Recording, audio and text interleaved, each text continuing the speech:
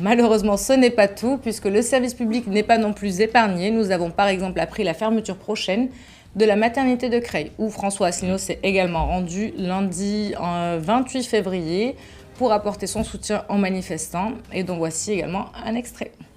C'est vrai que les institutions ont été totalement verrouillées, à tel point tellement verrouillées que quand le peuple s'est prononcé, on lui a dit circulez, il n'y a rien à voir.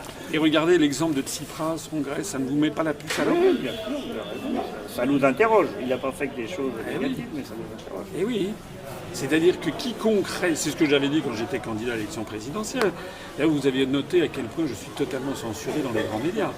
On ne me voit jamais. Jamais, c'est contraire à la loi. Ça veut dire que ce que je dis est plus dangereux que ce que dit Mme Le Pen ou M. Mélenchon.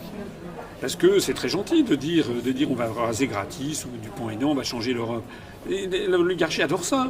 Elle fait de se diviser les gens qui ont voté non à la Constitution européenne, dont j'étais, dont vous étiez sans doute. Et ils venaient, on sait à peu près, à 30% de la droite, à 25% de la gauche, à moins que ça soit l'inverse. Et donc il y avait fongibilité des électorats. Si vous avez Mme Le Pen d'un côté, M. Mélenchon de l'autre, qui permettent de bien diviser les gens, et puis on met Macron au centre, et bien on a ce qu'on a actuellement. Donc nous, ce qu'on essaie de faire, c'est de rassembler à titre provisoire les Français de droite comme de gauche. Et c'est là, je pense, qu'on se rejoint, parce que c'est vraiment l'esprit du CNR qui était là. C'est d'essayer, à titre provisoire, on ne va pas inventer la lune, on veut rendre aux Français leur démocratie et leur souveraineté nationale. Et puis après ça, les gens se repartiront chacun dans leur coin pour défendre leur vision du monde. Mais aujourd'hui, les Français, qui soient de droite, du centre, de gauche, on n'a plus les manettes. Voilà, tout est parti à Bruxelles, à Francfort, à Washington. C'est de ça qu'il s'agit.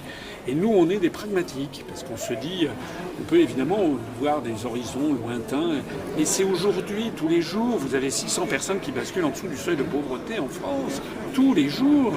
Donc il y a une urgence, et là, vous avez les usines, elles ferment tous les jours, les maternités tous les jours, les services publics tous les jours.